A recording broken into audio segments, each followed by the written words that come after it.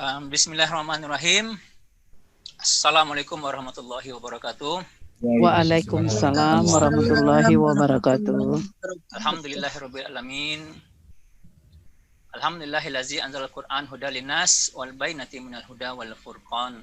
Asyhadu alla ilaha illallah wahdahu la syarikalah wa asyhadu anna Muhammadan abduhu wa rasuluh. Allahumma sholli ala Muhammad wa ala ali Muhammad.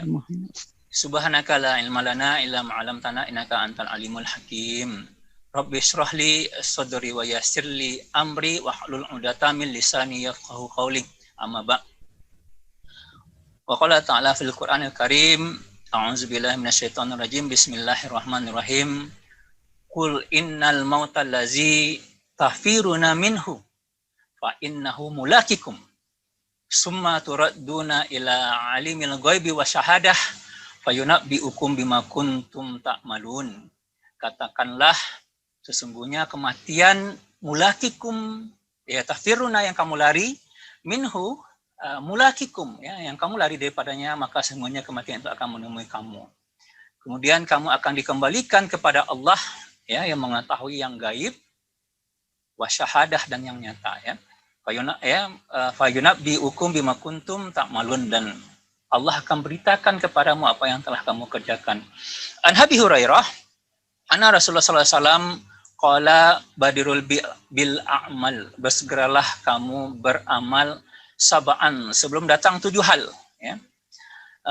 Hal tantaziruna ila faqran munsian, ya.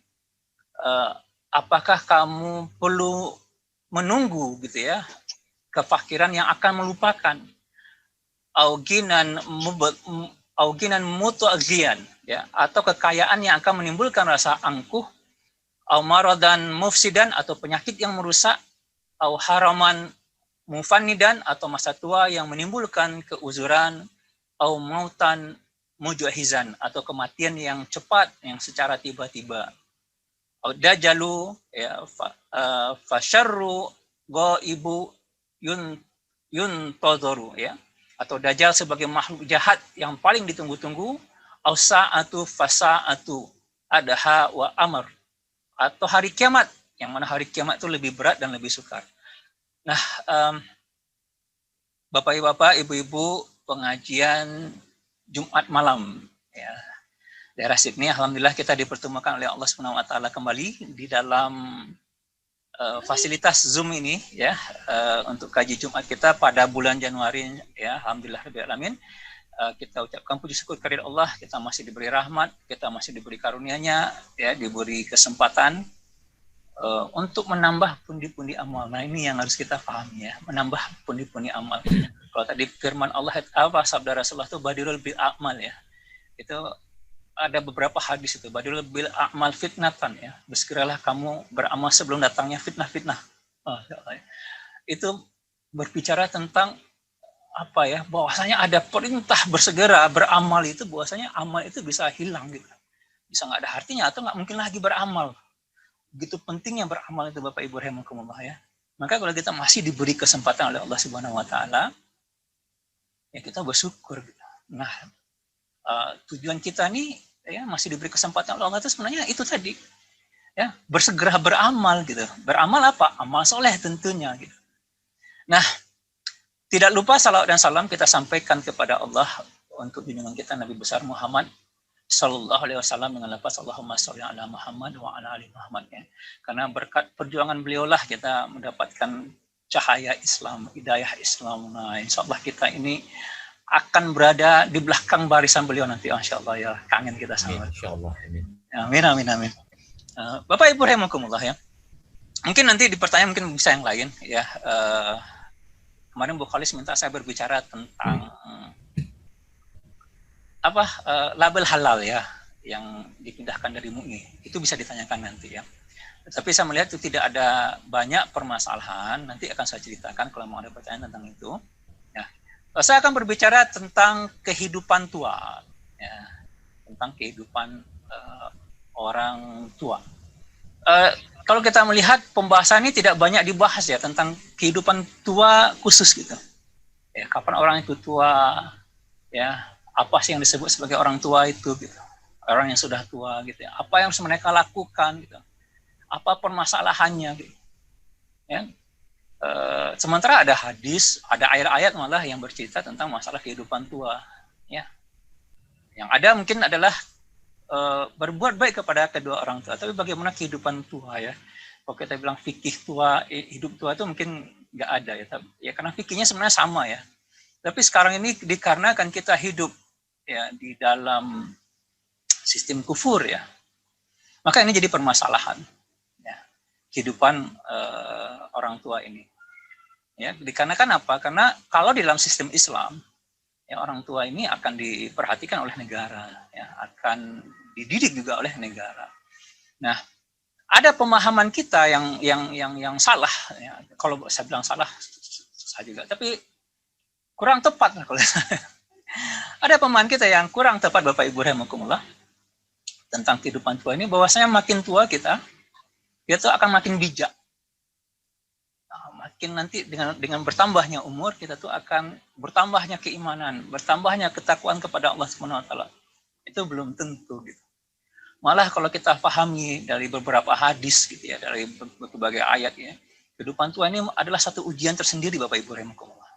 Nah, mungkin Bapak Ibu mungkin sebagian besar gitu, walau alam bisawab ya, sudah termasuk dalam usia tua, termasuk saya juga. Ya, sebagai satu contoh ya. Kenapa jadi satu permasalahan? Ya, dalam hadis Bukhari Muslim, Rasulullah itu bersabda ya kalau Rasulullah, as-saykhu yakbar ya.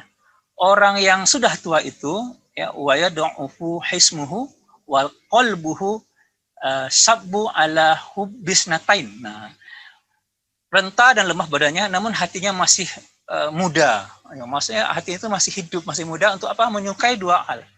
Apa itu? Hubbil hayati, cinta kepada kehidupan, wahubil mal, dan cinta kepada harta. Ini walaupun badannya sudah lemah, sudah capek gitu ya, tapi dia masih cinta kepada dua hal, yaitu apa? Cinta di kehidupan dan cinta kepada harta. Nah, ini adalah suatu permasalahan kalau kita pahami gitu. Lemah, ya sakit gitu ya, susah gitu ya, tapi keinginan kepada kehidupan, keinginan kepada harta itu tetap tinggi. Nah, ini kan jadi masalah. Nah, ini yang akan kita bahas. Ya. Karena ini penting sekali Bapak Ibu rahimakumullah membahas ini ya. Karena akan banyak permasalahan terutama di dalam kehidupan sistem sekuler pada saat sekarang ini ya.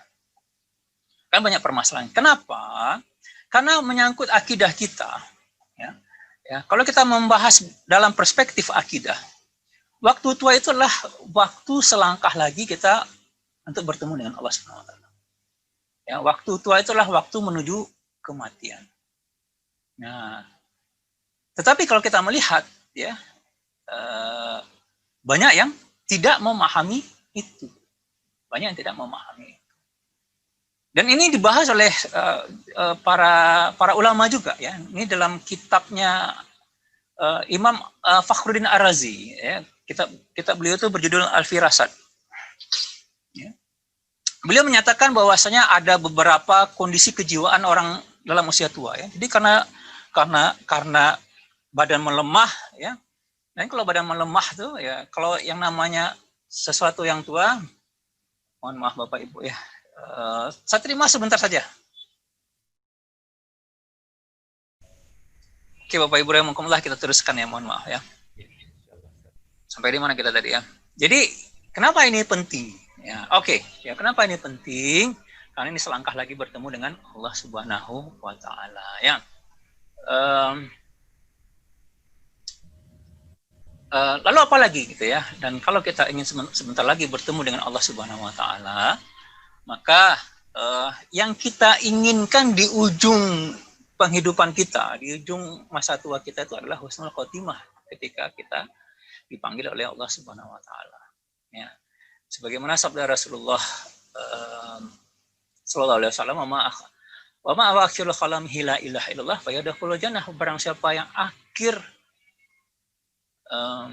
kalimatnya adalah la ilaha illallah, maka dia akan masuk surga. Maka dia akan masuk surga. Nah sekarang ini persiapan untuk bisa husnul khotimah tadi itu, ya boleh dibilang sudah agak lepas dari di tengah-tengah manusia. Ya, apa gitu ya? Kenapa saya berbicara seperti itu? Karena apa? Karena kehidupan tua itu kita melihat banyak orang menghabiskan kehidupan tuanya dengan untuk hiburan, ya, atau hanya untuk sekedar menggendong cucu, ya, beristirahat di masa tua. Ya. Ini penting gitu ya, beristirahat di masa tua. Ya. Pemahaman tentang bahwasanya akan mereka bertemu dengan Allah itu tidak terlihat dalam sikap yang mereka lakukan, yang mereka punya di dalam kehidupan ketika masa tua mereka. Ya, maka tidak sedikit habis waktunya main game di HP. Ya, orang tua main game di HP, ya, orang-orang sudah tua, ya. Ya, saya perlu menyatakan seperti itu karena itu fakta yang kita lihat. Fakta yang lebih jauh lagi, gitu. Ya, banyak yang ketika masa tuanya menghabiskan uang hanya untuk sekedar, ya, agar tetap sehat gitu ya. Bukan tidak salah ya, berobat itu tidak salah gitu. Tapi ya, agar tetap sehat. Ya. Maka tadi yang di ayat pertama tadi ya, kalaupun kamu tafiru ya, lari darinya, dia akan tetap akan datang gitu. Jadi uang-uang yang dikumpulkan selama masa muda itu habis hanya untuk beli obat.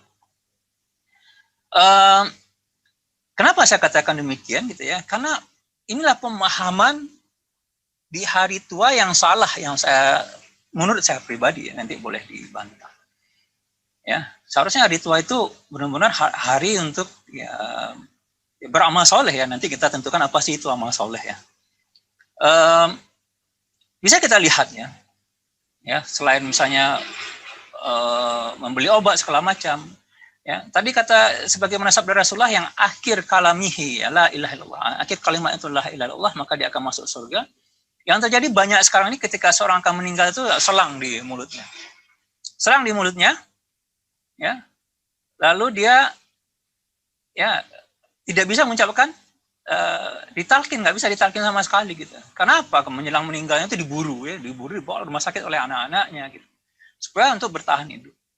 Ya, yang ada nanti hanyalah dokter ngasih tahu, ya sudah tidak ada lagi. Nah, itu yang terjadi. Sementara kalau orang yang siap, Bapak Ibu rahimakumullah ya, saya dulu pernah menghadiri meninggalnya seorang, boleh dikatakan seorang ulama terkenal di kampungnya. Itu ketika beliau sakit, beliau panggil anak-anaknya, yang lain pulang. Luar biasa ya kalau melihat orang yang siap. Apa yang terjadi? Ya kadang-kadang beliau pingsan, kadang-kadang bangun. Nah, ada ketika sudah bangun, orang sudah berkumpul di sekitar beliau. Beliau minta ditaruh di tengah-tengah. Biar orang bisa mengelilingi beliau di tengah-tengah kamar. Jadi beliau itu sudah siap. Ini luar biasa kalau saya melihatnya. Lalu apa? Ya, ada sesuatu di beliau bangun, dipanggil anak satu, sini, panggil. Lalu dikasih tahu sama dia. Ya, jangan tinggalkan sholat, kamu harus gini-gini. Panggil satu lagi sampai cucu-cucunya. Selesai seperti itu, ya, beliau sakit-sakit, lalu orang mentalkin beliau, lalu mengucapkan talkin, lalu beliau pergi. Wah, itu luar biasa. Nah, itu mulai kurang kita lihat pada saat sekarang ini yang benar-benar siap seperti itu ya. Ada memang sakit beliau dan anak-anaknya tidak memahami bagaimana fikih ya menemani orang tua mereka ketika tua, bagaimana ketika orang tuanya sakratul maut gitu. Kadang-kadang orang tuanya meninggal dengan sendirinya saja. Itu yang terjadi pada zaman sekarang ini. Dan tadi saya ketekankan bahwasanya ya masa tua itu adalah masa punya permasalahan sendiri. Nah, tadi saya sampaikan bahwasanya Imam Fakhruddin Ar-Razi ya dalam kitab Al-Firasat. Nah, beliau tuh menyimpulkan apa saja kondisi kejiwaan orang usia tua dalam kitab beliau tersebut. Ya, ini kita sebutkan. Ini menurut beliau ya. Yang menurut saya nanti akan saya sampaikan. Apa? Yang pertama itu adalah jarang mendengarkan pendapat orang lain. Ya. Yang kedua apa? Tidak pernah memutuskan sesuatu dengan pasti. Ya, yang ketiga apa? Lebih suka mengumpulkan hartanya. Ini yang dikatakan oleh Imam Fakhruddin Ar-Razi. Nanti bisa dilihat ya. Nomor 4 apa? Mengalami penurunan akhlak. Ya. Nomor 5 dirundung perasaan takut. Saya tidak akan membahas satu-satu ini. Ya, dirundung perasaan takut. Nomor 6 memiliki pengetahuan sempurna tentang akibat yang muncul dari berbagai hal. Ya. Lalu nomor 7 apa? Cenderung untuk banyak diam. Ya. Ya. Nomor 8 apa? Rasa tidak tahu malu biasanya menguasai. Nomor 9, keinginan berbuat baik biasanya berkurang. Nomor 10, biasanya mudah marah. Ya, dan 11, tidak suka melakukan kezaliman secara terang-terangan, jadi menyuruh orang lain melakukan kezaliman. Nomor 12, menyayangi orang lain karena dia lemah dan takut berbuat zalim demi menghindari kezaliman orang lain. Jadi gampang untuk berkompromi. Ini kalau kita katakan itu secara fitrahnya bisa jadi seperti itu. Secara fitrah Bapak Ibu rahimahullah. Sama dengan cinta harta dan cinta kehidupan. Nah, tetapi bagi orang yang beriman, ya, bagi orang yang beriman ini harus ya bisa dikendalikan. Dengan dikendalikan yang apa? Dengan adanya pemahaman. Apalagi ada kebiasaan-kebiasaan yang dia punyai ketika dia muda. Kebiasaan dia taat kepada Allah Subhanahu wa taala. Ya, maka berbicara tentang kehidupan tua ini ya harus diseriuskan ya. Kalau tidak ya tidak bisa jadi husnul khotimah. Ya, ada satu hadis yang sebenarnya ya apalagi kita menjelang kematian. Dari riwayat Ahmad kalau nggak salah saya. Bunyinya kayak gini ya. Malaikat maut itu 70 kali memperhatikan wajah manusia ya, dalam sehari. Jadi kalau dapat seorang yang tergelak, tertawa, terbahak-bahak gitu ya, malaikat Israel heran. Ya. Aku heran melihat orang ini gitu ya, kenapa dia tertawa, terbahak-bahak, sementara itu aku bisa mencabutnya kapan saja karena itu berdasarkan perintah Allah Subhanahu wa taala. Nah, ini mungkin kita rasakan ya akhir-akhir ini ya orang meninggal bisa dengan waktu yang sangat singkat. Ya, saat kemarin itu tanggal 13 udah pernah saya cerita ya. Tanggal 13 Desember, tanggal 3 Desember masih posting gitu ya. Masih posting dia. Tanggal 12 Desember udah meninggal. Posting di Facebook ya. Dan kebetulan yang dia posting itu negatif pula sehingga di screenshot oleh orang-orang. Jadi kan itu jadi pelajaran. Jadi Bapak Ibu rahimakumullah ya, itulah tentang permasalahan tua kenapa kita perlu bahas menurut saya ya. Ya, karena kebetulan saya menjaga kedua orang tua saya, alhamdulillah Bapak sudah berpulang tahun yang lalu alhamdulillah. Ya, sekarang saya menjaga ibu ya. Jadi kenapa saya banyak kajian tentang ini gitu ya. Alhamdulillah insyaallah. Ya karena dulu ketika saya menjaga orang tua, saya tanya sama guru saya, sama Ustaz apa selain berbuat baik, berbakti kepada kedua orang tua, apa yang harus saya lakukan kepada orang tua? Nah, Ustaz saya adalah ya ingatkan mereka dengan akhirat. Akhirnya saya buka kitab-kitab tentang akhirat. Nah, ya akhirat ya di sanalah kita harus paham bahwasanya persiapan ke sana itu Bapak Ibu rahimakumullah sungguh cukup berat sebenarnya, apalagi kita sudah tua. Nah, jadi yang tentang kehidupan tua ini ya itu sudah difirmankan oleh Allah banyak ya dalam Al-Qur'an. Dalam surat Yasin Allah SWT berfirman wa man nu'amirhu nunakisu fi khalq. Barang siapa yang kami panjangkan umurnya, kami kembalikan dia kepada awalnya. Atau dalam surat Allahumma shalli ala ya. Bunyinya seperti ini ya. Allahul ladzi khalaqakum min dha'fin ya. Allah menciptakan kalian dari lemah mimba ya summa ja'ala mimba di dha'fin quwatan. Ya, saya sudah lemah dia menjadi kuat. Summa ya mimba di kuatan dha'fan ya. Sesudah kuat dia menjadi lemah lagi. Lalu apa? Wasyabayatan, lalu dia beruban. Oh, siapa? Allah ngasih tahu itu. Jadi kita lemah dari anak-anak, lalu kita menjadi kuat yang sempurna. Ya manusia yang sempurna lalu menjadi lemah lagi. Nah, jadi ini adalah fitrah manusia, ya, fitrah manusia. Dan ini harus kita bahas dalam Islam. Oh ya, berarti ada waktu yang lemah. Nah, kapan dimulai lemah yang dimaksud oleh ayat tersebut? Ya, kalau menurut Imam Al-Qurtubi, ya masa tua itu adalah ya yang namanya Syekh Imam Al-Qurtubi nyatakan adalah orang yang telah melewati 40 tahun. Ya. Nah, 40 tahun. Dan itu bisa kita lihat dalam ayat yang lain juga Allah berfirman ya, kalau nggak salah dalam surat apa itu yang berbicara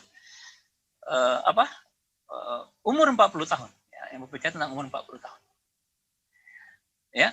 Dalam faktanya Bapak Ibu rahimakumullah ya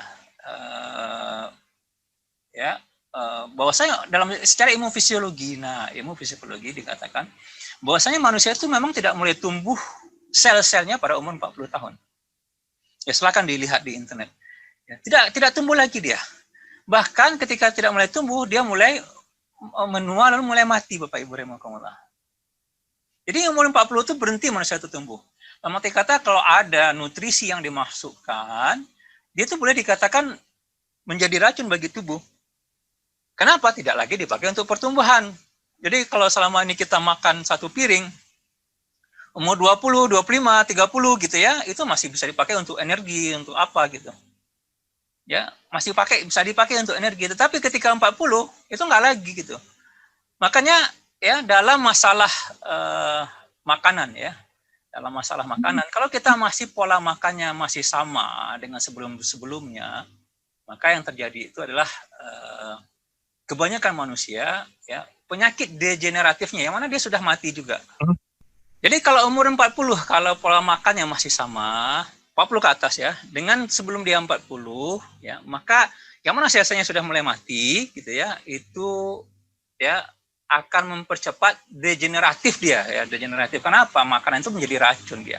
Maka tidak jarang kita lihat ya, kebetulan saya setengah abad gitu ya.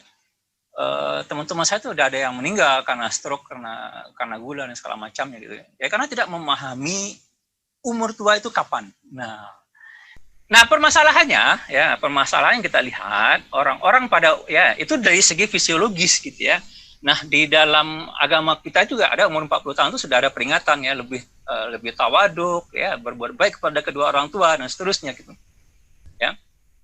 Dan itu sudah ada peringatan. Nah, yang masalahnya kita selain tidak memahami secara fisik juga ya kita tuh menurun, yang terjadi juga kita lebih mengevaluasinya terhadap dunia. Ya, nah ini yang luar biasa ya. Mengevaluasi kedudukan kita, bagaimana kedudukan kita ini di dunia. Apakah saya sudah berhasil atau tidak ya, apa yang saya inginkan selama ini tercapai atau tidak, segala macam gitu.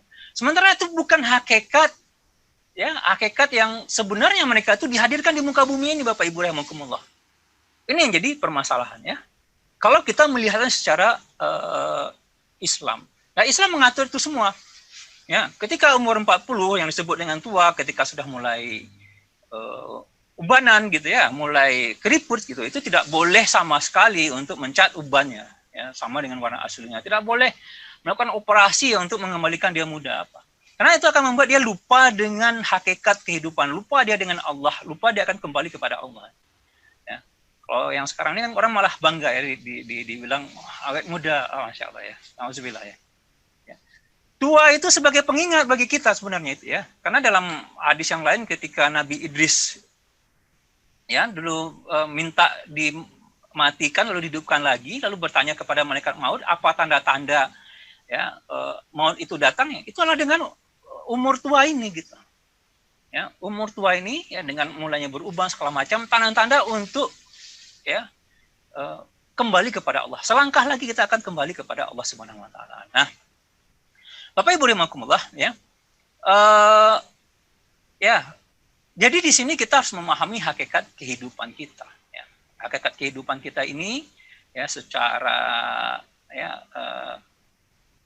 singkatnya ya, bahwasanya kita ini datang dari Allah. Datang dari Allah ini harus kita pahami nih. Allah yang menghadirkan kita di muka bumi ini. Nah, yang kita banyakkan mengambil life for granted ya. Maksudnya kehidupan seolah yang punya kita. Tapi Allah yang mendatangkan kita di kehidupan di muka bumi ini. Allah yang naruh kita gitu.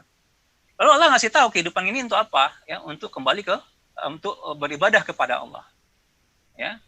Ya, akan dimintai pertanggungjawaban. Lalu apalagi dia akan dikembalikan kepada Allah Subhanahu wa taala gitu. Maka kalau kita lihat ya pada saat sekarang ini ada 3 permasalahan manusia. 3 permasalahan manusia ya secara umum gitu ya. Ya apalagi kalau sibuk ya terlalu sibuk hanya dengan dunia. Itu sangat mengerikan kalau kita memahami hakikat kehidupan tadi. Yang pertama itulah dia tidak sadar bahwasanya dia akan dimintai pertanggungjawaban ya.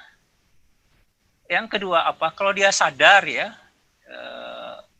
dia tidak tahu bagaimana kira-kiranya. Nggak pernah itu diperhitungkan sama dia. Nanti saya tuh bagaimana ya? Saya sadar nih, saya nih harus beramal soleh. Tapi tidak tahu bagaimana bentuknya gitu ya. Lalu tidak sadar akan adanya timbangan. Ya, jadi tidak tahu apa itu yang amal soleh. Ya, banyak yang mengira-ngira, ya, yang berangan-angan kepada Allah Subhanahu Wa Taala. Nah, Bapak Ibu rahimakumullah, ya, di sini harus kita memahami hakikat kehidupan kita dalam masalah tua ini. Dan Rasulullah sudah menyatakan, ya, dalam sabda beliau, ya, al-kaisu, ya, orang yang cerdas. Ya, orang yang cerdas itu adalah mandana nafsahu wa amila lima ba'dal maut. Ya, orang yang mempersiapkan dirinya dan beramal untuk hari setelah kematian. Lalu kata Rasulullah yang ada wal ajizu, ya. Wal ajizu ini orang yang bodoh.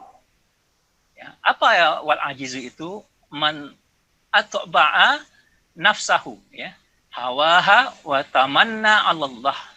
Ya, orang yang mengikuti, yang jiwanya mengikuti hawa nafsunya, lalu dia, ya, wa tamanna 'ala Allah, berangan-angan kepada Allah, ya. Jadi berangan-angan kepada Allah. Dan boleh dikatakan kita, mungkin termasuk saya juga gitu ya, berangan-angan kepada Allah sebenarnya, ya. Seolah nih kalau saya ngasih pengajian saya akan masuk surga, misalnya seperti itu. Tanpa memahami, ya, bagaimana nanti sebenarnya perhitungan di akhirat nanti.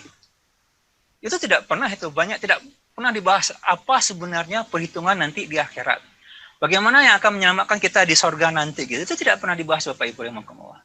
Yang ada hanya nasihat berbuat baik, ya, berbuat baik tinggalkan dosa, berbuat baik tinggalkan dosa, misalkan seperti itu. Ya, kebaikannya juga kadang-kadang juga ini, ya, disamarkan oleh para ustadz gitu, ya, dengan kebaikan yang umum, ya, tanpa mendefinisikan kebaikan yang diinginkan oleh Allah Subhanahu Wa Taala yang menjadi amal soleh. Ya, jadi amal soleh itu apa? Maka, ya, ini yang dikatakan oleh Rasulullah, ya, orang yang mempersiapkan dirinya beramal untuk hari setelah kematian. Jadi Bapak Ibu, ini kata kuncinya beramal untuk hari setelah kematian nanti. Ada itu, ya, pahala dunia, ada pahala akhirat gitu. Nah, sementara kita ada berbuat, ya, katanya untuk akhirat, tetapi minta pahalanya di dunia. Itu nanti akan saya bahas, ya. Itu akan hilang dia. Tidak akan menjadi amal soleh, Bapak Ibu rahimakumullah. Ya. Maka kata Umar bin Khattab, ya, hasibu anfusakum, ya. Hisablah diri kalian qabla an tuhasabu, ya, sebelum kalian dihisab, ya, sebelum kalian dihisab, ya. Jadi hisablah diri kalian, ya. Nah, ada perintah untuk menghisab, dan kata Umar bin Khattab juga, ya, siapa yang mempersiapkan, ya, maka insya Allah akan ringan baginya perhitungan hisabnya nanti di hari kiamat. Makanya kalau kita lihat, ya, kalau berbicara amal, ya, ya, Abu Bakar radhiyallahu anhu itu, kalau kita baca kisahnya beliau itu setiap malam itu duduk, ya, habis salat isya lalu beliau hitung apa yang beliau kerjakan pada hari itu, lalu beliau menangis. Nah, seperti itu beliau dihitung amalnya Bapak Ibu rahimakumullah. Sementara pemahaman yang ada di tengah masyarakat, ya,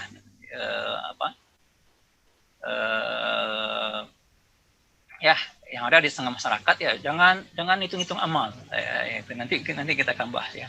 Ya, tidak semuanya pahala dan dosa. Nauzubillah, ya, tidak jauh dari pemahaman yang dimasukkan oleh Islam, ya.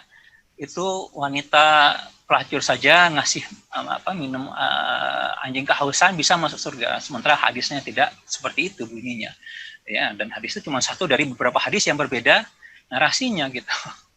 Nah, dalam masalah pertanggungjawaban ada hal yang pertama harus kita pahami dulu, ya, bahwasanya setiap perbuatan kita setiap detiknya akan dimintai pertanggungjawaban. Setiap diri kita akan dimintai pertanggungjawaban, suka atau suka, ya, suka atau tidak suka, ya, benci atau tidak benci.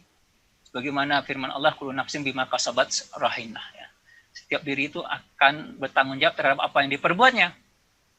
Ya, dalam surah Al-Isra ayat 36 Allah SWT berfirman, inna sam'a, sesungguhnya pendengaran, inna sam'a wal basara, dan penglihatan, ya, wal fuada, dan hati, ya, kullu ulaika kana anhu mas'ula, ya. Semuanya itu, ya, kullu ulaika, semuanya itu kana anhu mas'ula, akan dimintai pertanggungjawaban. Jadi semuanya Bapak Ibu akan dimintai pertanggungjawaban perbuatan kita ini, ya, Di sini alhamdulillah insya Allah menjadi pahala. Di luar dari sini, ketika kita menyendiri, ya, ketika kita sendiri gitu ya, orang lain nggak tahu gitu ya, itu akan diminta pertanggungjawaban. Nggak ada tidaknya. Nah, pertanyaannya, sejak kapan dimulai diminta pertanggungjawaban tadi? Semua perbuatan kita ya, itu adalah sejak akil balik ya, dalam banyak hadis. Ya, Rasulullah itu bersabda rufi al-qalamu ya, ansalasah ya, diangkat pena itu dari 3 hal ya. Ansogiri ya, salah satunya itu ansogiri pada anak kecil ya, hatta ya baluga, sampai dia balik. Jadi kalau sudah balik dia mulailah dicatat. Pena itu sudah nggak diangkat lagi, ditulis. Ya. Nah, ya, pertanyaannya Bapak Ibu rahimakumullah, apakah kita semenjak akil balik sudah pernah menghisap perbuatan kita? Sudah pernah menghitung perbuatan kita? Nah, nanti karena kita akan lihat di dalam ayat bahwasanya yang akan jadi timbangan itu adalah amal soleh kita. Ya, amal soleh kita, kehidupan kita di muka bumi ini. Gitu. Nah, pertanyaan, apakah kita sudah pernah menghitung? Jangan-jangan kita ini berangan-angan kepada Allah nih. Ya, nggak pernah kita menghitung ya amal perbuatan kita. Nah, itu yang pertama. Yang kedua, Pak Ibu rahimakumullah, harus memahami apa sih yang disebut dengan amal soleh. Ya. Jadi kenapa? Karena dia akan dihitung ya Bapak Ibu ya. Dihitung itu kan berarti diambil kalau ada untuk timbang kebaikan, ada timbang keburukan, kan berarti ditaruh nih kebaikan, ini kebaikan. Oh, ini bukan kebaikan, nggak jadi dimasukkan, kan seperti itu maksudnya. Ya, ini amal soleh, ini bukan amal soleh. Nah, masalahnya kita tadi nggak menghitung juga, nggak tahu juga, gitu ya. Lalu kita juga nggak tahu apakah betul yang seolah-olah kita masukkan itu amal soleh apa tidak. Ya. Kenapa? Karena yang disebut dengan amal soleh itu perbuatan yang diniatkan, ya, perbuatan yang sesuai dengan syariatnya, yang diniatkan untuk mendapatkan balasan dari Allah Subhanahu wa Ta'ala. Itu yang disebut dengan amal soleh. Maka dalam Al-Quran itu ada istilah pahala dunia, ada pahala akhirat. Dan memang ada perbuatan, ya, pahala akhirat, ya, itu dikasih Allah pahala dunia dan pahala akhirat. Tapi umumnya perbuatan, kalau kita membahasnya lagi, itu adalah pahala yang amal soleh ya, itu adalah pahala akhirat. Ya, jadi Bapak Ibu mulai ya. Contoh apa pahala yang dapat pahala dunia dan pahala akhirat ya? Yaitu jihad fisabilillah. Ya, fisabilillah itu pahala dunia dan pahala akhirat. Tetapi tidak semuanya, ya. Jadi ada mendapatkan kemenangan, ada yang meninggal, ya. Yang kemenangan ya dia mendapatkan pahala dunia dan akhirat, yang meninggal hanya mendapatkan pahala akhirat.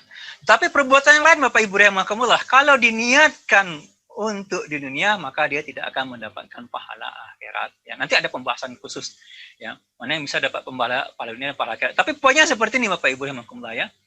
Ya, banyak kita melihat orang-orang yang melakukan ya pahala dia untuk akhirat, dia hanya akan mendapatkan pahala dunia. Tidak mendapatkan akhirat. Nah, inilah yang difirmankan oleh Allah Subhanahu wa taala, ya mangkana yuridu thawabad dunya. Ya, barang siapa yang ingin menghendaki pahala dunia saja, maka ia merugi kata Allah. Ya fa indallahi thawabud dunya wal akhirah. Ya. Dan di sisi Allah ada pahala dunia dan pahala akhirat, ya. Jadi kalau dia menghendaki pahala dunia saja dia akan merugi. Nah, dalam yang lain bahwasanya siapa yang menginginkan dunia dia tidak akan mendapatkan akhirat. Ya. Nah, Bapak Ibu rahimakumullah ya. Jadi ada amalan-amalan ya. Kalau kita niatkan untuk akhirat ya, itu bisa nggak ada nilainya. Jadi bukan nilai amal soleh sama sekali. Ya, termasuk apakah puasa, sholat, segala macam. Nah, itu ada 3 hal ya yang saya ini kan. Yang pertama itulah riya. Ya. Kalau kita berbuat karena riya, tidak ingin mendapatkan balasan dari Allah Subhanahu wa taala, maka nilainya tidak ada sama sekali nilai amal soleh di sisi Allah Subhanahu wa taala yang nanti akan ditimbang di yaumul hisab. Ya.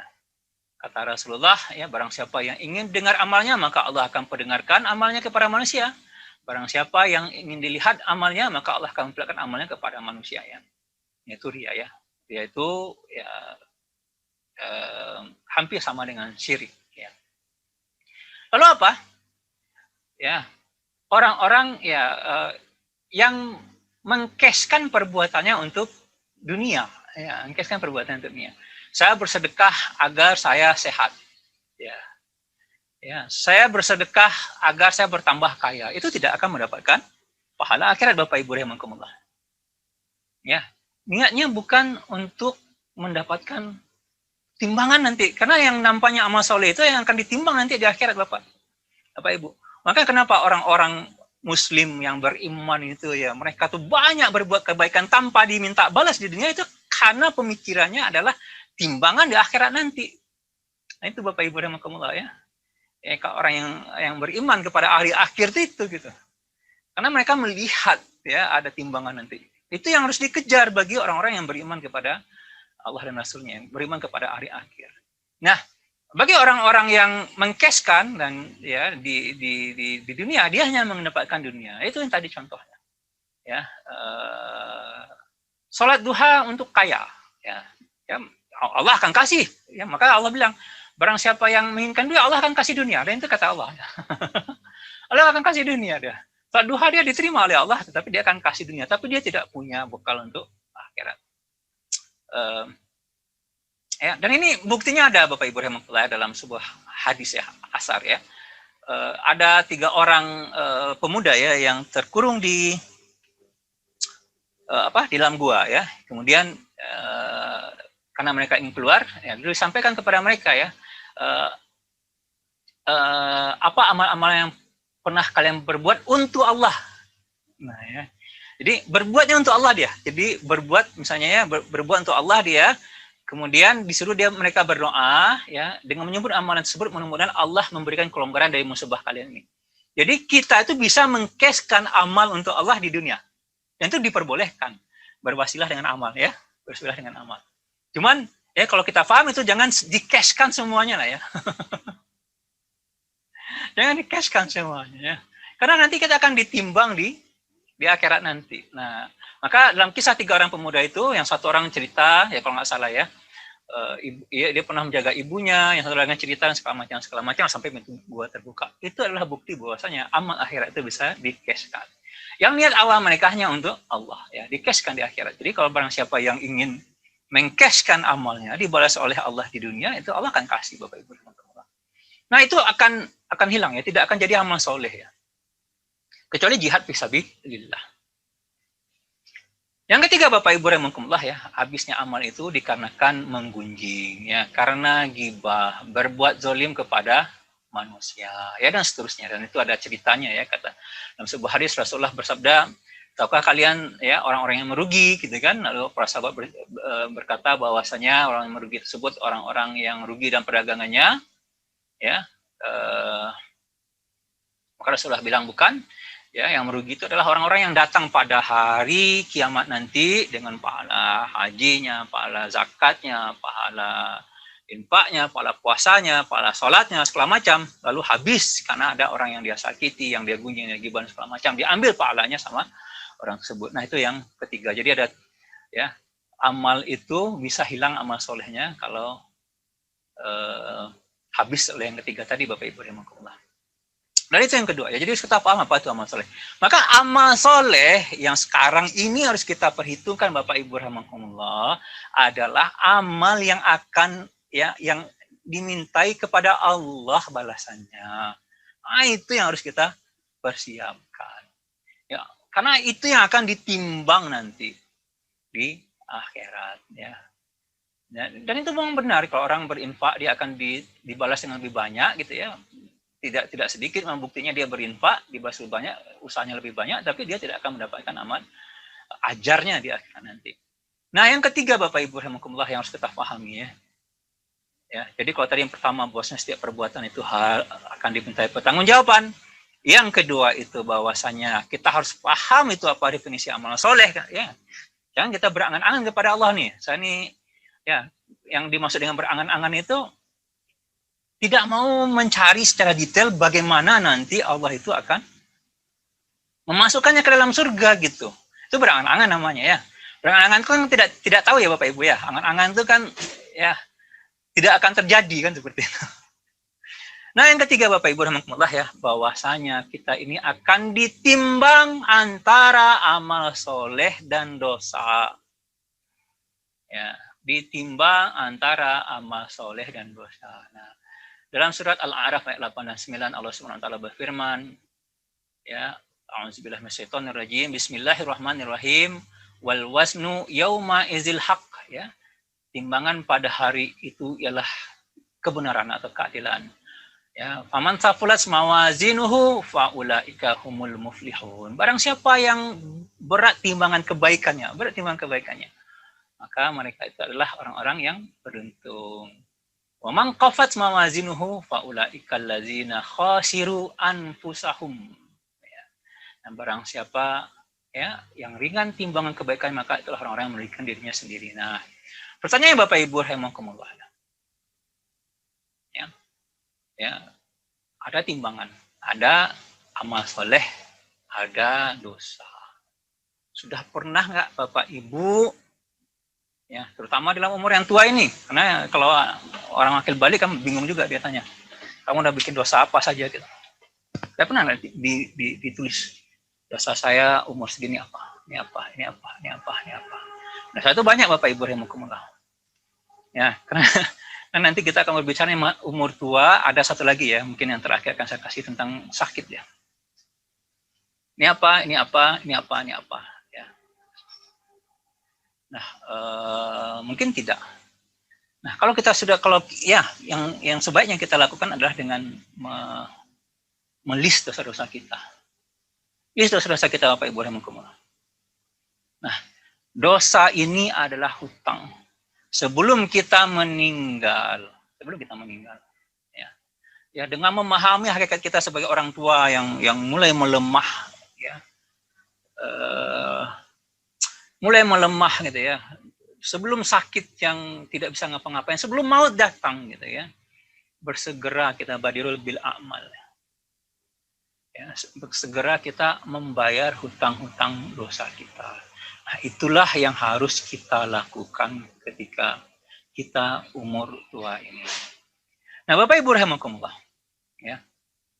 Lalu apa? Ya, karena dia dosa itulah hutang, maka kita harus berusaha untuk membayarnya. Nah, Bapak Ibu rahimakumullah, ya, itu yang harus kita pahami ketika ya berbicara masalah pertanggungjawaban amal ketika kita di umur yang tua ini. Ya. Tidak mengevaluasi diri dengan posisi kita terhadap dunia. Ya, apa yang belum saya capai, saya belum beli ini, belum beli itu segala macam gitu. Karena tidak akan ada gunanya ya. Sebentar lagi ya, karena kita akan bertemu dengan Allah Subhanahu wa taala. Nah, ada satu lagi ya, karena kita sudah tua ya, menjelang tua. Tua itu adalah jalan menuju kematian. Ya. Maka yang harus kita pahami ketika menjelang menuju kematian itu yang akan lebih banyak itu adalah sakit. Ya. Jadi sakit. Nah, orang yang tua ya itu akan lebih banyak sakitnya. Tadi saya sudah cerita ya, secara fisiologisnya, secara fitrahnya ya. Wa man nu'amirhu nunakisu fil qah. Orang siapa yang dipanjangkan umurnya, maka Allah akan kembalikan dia kepada nol. Jadi kayak daun mati Bapak Ibu kita ini. Ya, nah itu adalah fitrah Allah Subhanahu wa taala. Nggak akan ada kita bertambah ini muda tuh nggak ada. Maka kata Rasulullah ya, semua obat itu ada penyakitnya kecuali penyakit tua. Penyakit tua itu nggak ada obatnya Bapak Ibu rahimakumullah. Nah, ada dua hal yang harus kita pahami ya dalam masalah tua menuju kematian ini ya, dan dibarengi sakit. Ya. Sakit bagi orang beriman itu adalah kifarat. Ya. Kifarat itu apa maksudnya? Kifarat itu adalah untuk menghapus dosa-dosa kita. Jadi